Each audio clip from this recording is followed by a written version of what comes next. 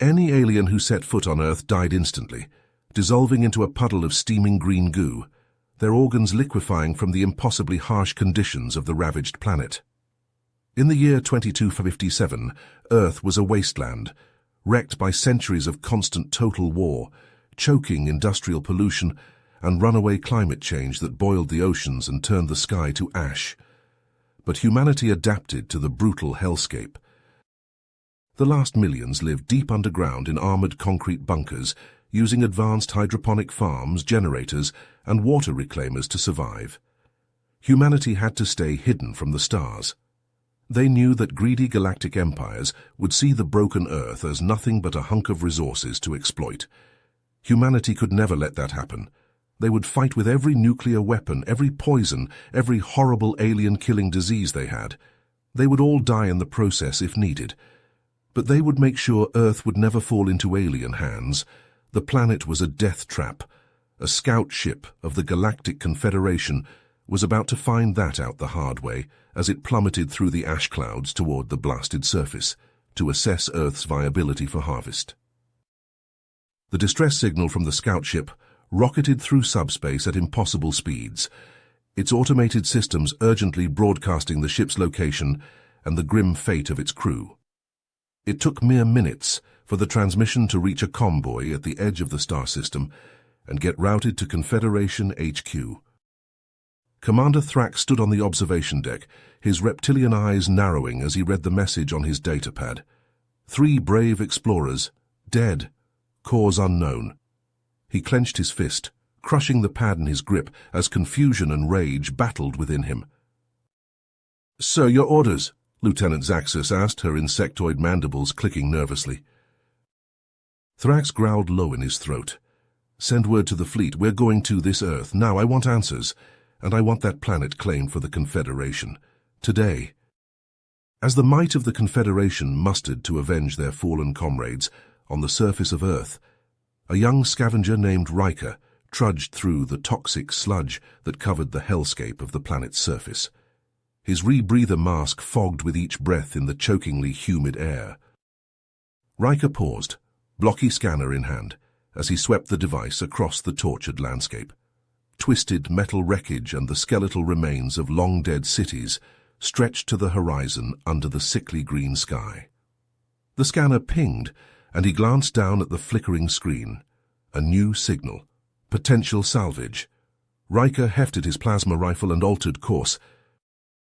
After an hour of slogging through the poisonous muck, Riker reached the source of the signal. He froze, eyes widening behind his mask. A ship like nothing he had ever seen lay half-buried in the mud. It was sleek and angular, made of strange alloys that shimmered despite the crud smeared across the hull. Riker approached cautiously, rifle at the ready. He reached the gaping hole torn in the ship's side and peered into the murky darkness within. Emergency lights flickered, and a strange, acrid stench wafted out. Riker gagged and nearly doubled over. Steadying himself, he flicked on the rifle's flashlight and stepped inside. His boots splashed in puddles of viscous ooze coating the deck. He glanced down and recoiled in horror at what he saw. It looked like partially melted flesh, tangled with strands of shredded clothing.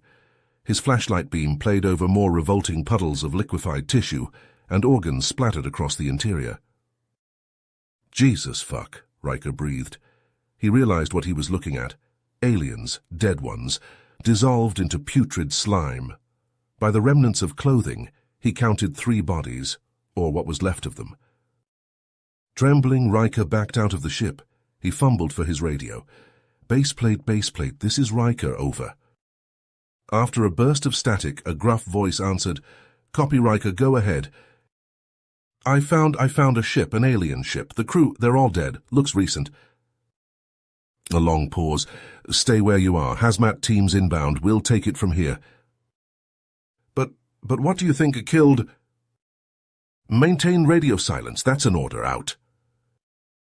Riker stared at the radio and then the ship. Morbid curiosity warred with the deeply ingrained obedience beaten into him, since birth by the bunker overseers. Curiosity won. He had to know what killed these aliens, and what secrets their strange technology might hold.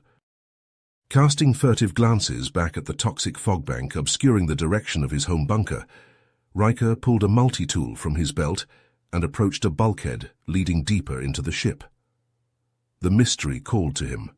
He would find answers, orders be damned. Earth's toxic hellscape had killed the aliens. He needed to know how. Riker crouched in the shadow of a rusted metal structure, his eyes fixed on the sickly green sky. He knew they were coming. The aliens. His scanner had picked up their ships entering the atmosphere minutes ago. He checked his rifle again, though there would be no need to use it. The environment would kill the aliens for him, just like it had killed the crew of that first ship. Suddenly, a deep rumble filled the air, growing steadily louder. Riker watched as a formation of sleek ships, much larger than the scout vessel, punched through the ash clouds. Their hulls glinted in the dim, poisonous light. "Idiots," Riker muttered to himself. "Why didn't you stay away?" He knew why. The transmission. The warning signal the bunker had sent to the aliens as soon as they detected the incoming ships. Riker had argued against it, saying it was a waste of time. "They won't listen," he had told the Overseer. "They think they can take whatever they want." The Overseer had just stared at him with cold eyes. Then their deaths will be on their own heads. Riker shook his head, focusing back on the present. The ships were descending rapidly, landing struts extending from their bellies. They settled onto the broken, toxic earth, kicking up clouds of ash and dust. Hatches hissed open and ramps extended. Riker raised his rifle scope to his eye, peering at the aliens as they emerged. They wore bulky environment suits, loaded with tanks and hoses. Their leader, a tall reptilian creature, strode down the ramp first, a large rifle clutched in his claws. "Commander Thrax," Riker whispered, remembering the name from the alien transmissions. Thrax gestured to his soldiers, barking orders in a hissing, clicking language. They fanned out, moving away from the ships, scanners and weapons at the ready. Riker felt a twinge of pity. They had no idea what was coming. It started slowly. One of the aliens stumbled, dropping his scanner. He collapsed to his knees, clawing at his helmet. Others began to falter, some trying to turn back to the ships. Thrax wheeled around, confusion and anger in his body language. He shouted at his soldiers, trying to rally them. But then he, too, fell, his rifle clattering to the ground. Riker watched grimly as the aliens convulsed and thrashed, just like the crew of the first ship. Suits ruptured and flesh began to dissolve, the horrific process hidden by swirling clouds of toxic dust. In minutes it was over. The expedition force lay dead, their bodies melting into the earth. The ships stood silent and empty, monuments to the aliens' folly. Riker stood, slinging his rifle over his shoulder. He walked slowly toward the landing site, picking his way through the puddles of liquefied remains. He had seen death before, but this was something else. Something terrible. He reached the base of Thrax's ship and looked up at it, feeling a mix of awe and revulsion. So much power, so much advanced technology. And yet it meant nothing here. On broken Earth, everyone was equal in death. Riker turned away, tapping his radio. "Baseplate, it's Riker. The alien, they're all dead. Their ships are abandoned." The radio crackled. "Confirmed, Riker. Hazmat teams are en route. Secure the site and await further orders." "Copy that." Riker looked back at the ship, his mind racing. The secrets it held, the technology and knowledge. It was all there for the taking, if he could just get inside. But the risk was too great. The Overseers would surely hunt him down. And besides, what was the point? The aliens were dead. Earth had killed them, just as it would kill any other invaders.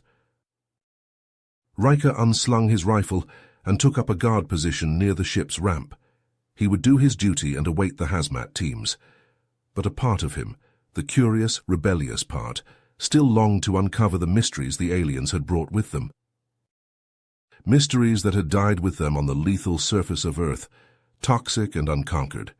A death world that guarded its secrets jealously. Riker knew he might spend his whole life wondering what lay inside that ship, but for now he had a job to do. He settled in to wait, watching the swirling ash clouds and the melted remains of the aliens, grim reminders of the price of trespassing on a planet that belonged only to the hardy survivors of the human race and the poisons they had unleashed. In the echoing halls of the Galactic Confederation's headquarters, the council members sat in stunned silence as the reports from Earth trickled in. Commander Thrax and his soldiers, dead, killed by the very planet they sought to claim. "This cannot stand," Ambassador Zaxxon declared, slamming his fist on the table. "Earth poses a clear and present danger to the Confederation. It must be quarantined immediately." Murmurs of agreement filled the chamber. The Council voted swiftly and unanimously. Earth was to be declared off-limits, a forbidden world. No further contact would be permitted. But not all were content with this decision. In the shadowed corners of the Confederation, a ruthless warlord named Kravox saw opportunity where others saw only danger. "A planet that kills all who set foot upon it," he mused, his eyes glinting with malice. "The perfect weapon." Kravox envisioned armies of humans, their bodies weaponized by the very toxins that had made their world uninhabitable. Unleashed upon his enemies, he would be unstoppable. Quietly, he gathered a team of mercenaries, the most vicious and cunning in the galaxy. They met in secret, poring over the scant data on Earth and its defenses. "The humans will not give up their secrets easily," Kravox warned. "But they are primitive, weak. We will crush them and take what we need." As Kravox plotted, on Earth Riker sat hunched over a makeshift console deep in the bowels of his bunker. His eyes flicked over the screens, scanning the data streaming in from the sensors he had scattered across the planet's surface. A flashing red light caught his attention, and he leaned forward, his heart pounding.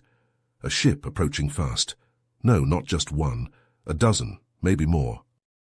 "Impossible," Riker breathed. The Confederation had declared Earth off-limits. Who would dare violate the quarantine? He worked frantically to refine the sensors, trying to glean more information.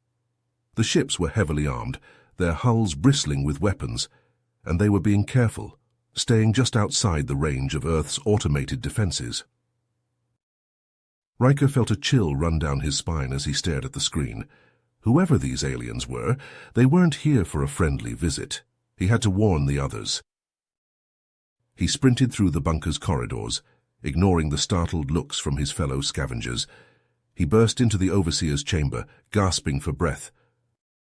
"Sir, we have a situation," Riker managed to say between gulps of air.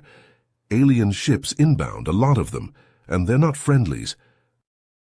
The Overseer, a grizzled veteran of Earth's wars, narrowed his eyes. "Show me." Riker led him back to the console and pointed at the screens. The Overseer's face hardened as he took in the data. "So they're coming for us," he growled. "They think they can take what they want, just like all the others before them."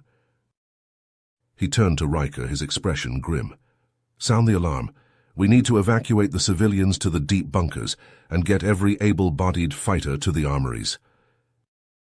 Riker nodded, his heart pounding. He had trained for this day like all the youth in the bunkers, but he had never thought it would actually come. As alarms blared and soldiers rushed to prepare for battle, Riker couldn't shake the sense of dread that settled over him. The aliens were coming, and they had no idea what horrors Earth had in store for them. But neither, Riker feared, did the humans know what terrible plans the aliens had for them. All he could do was ready his rifle and pray that Earth's lethal environment would once again prove humanity's greatest ally. High above, Kravox's ships sliced through the ash-choked skies, drawing ever closer to their target. The warlord smiled, his sharp teeth glinting in the dim light of the bridge. "Prepare the containment units," he ordered. "I want the first specimens secured within the hour." His mercenaries nodded, their expressions hungry. They were ready for the hunt. On Earth, Riker stepped out onto the planet's blasted surface, his breath fogging in his rebreather mask. He joined the line of soldiers taking up defensive positions, their weapons trained on the sickly green sky.